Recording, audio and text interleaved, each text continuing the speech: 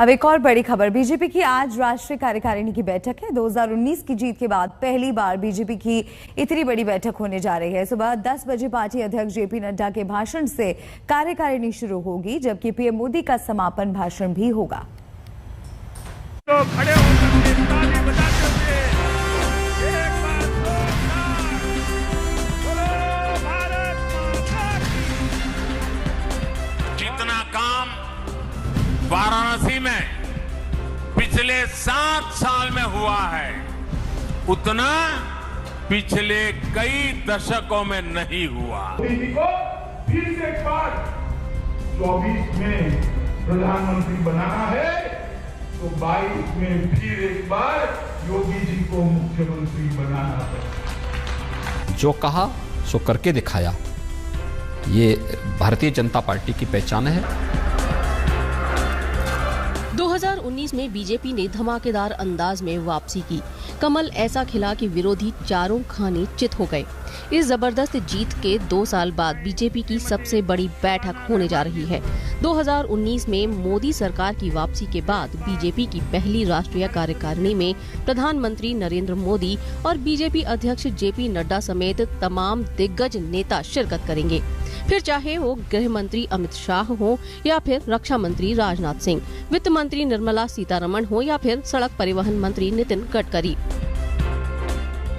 BJP की राष्ट्रीय कार्यकारिणी दिल्ली के एनडीएमसी कन्वेंशन सेंटर में होगी। ये कार्यकारिणी सुबह 10 बजे से दोपहर 3 बजे तक चलेगी। शुरुआत पार्टी अध्यक्ष जेपी नड्डा के भाषण से होगी, जबकि समापन प्रधानमंत्री नरेंद्र मोदी के भाषण के साथ होगा।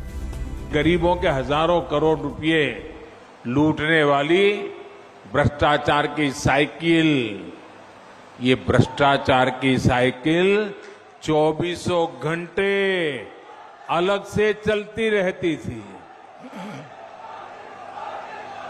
दवाई में भ्रष्टाचार, एम्बुलेंस में भ्रष्टाचार, नियुक्ति में भ्रष्टाचार, ट्रांसफर पोस्टिंग में भ्रष्टाचार।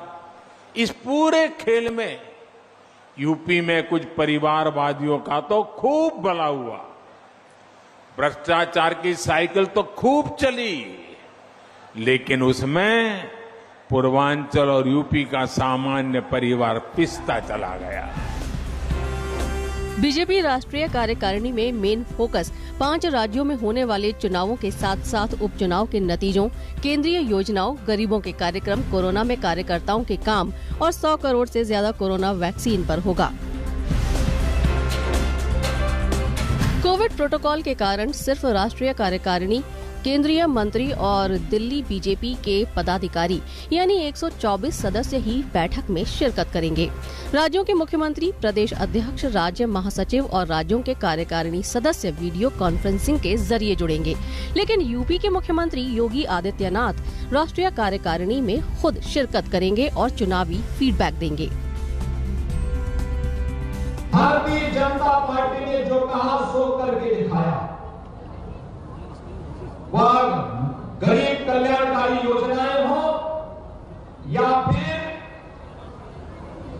भारत के आन मान और शान के प्रतीक भारत की एकता अखंडता को, एक भारत श्रेष्ठ भारत की परिकल्पना को साकार करने का कारण रहा हो, या फिर 500 वर्षों के उस कलंक को जिसको लेकर के प्रत्येक भारतीय के मन में टीस थी कि अयोध्या में काश भगवान राम का मंदिर बन गया होता तो क्या होता, और वह भी करके दिखा दिया।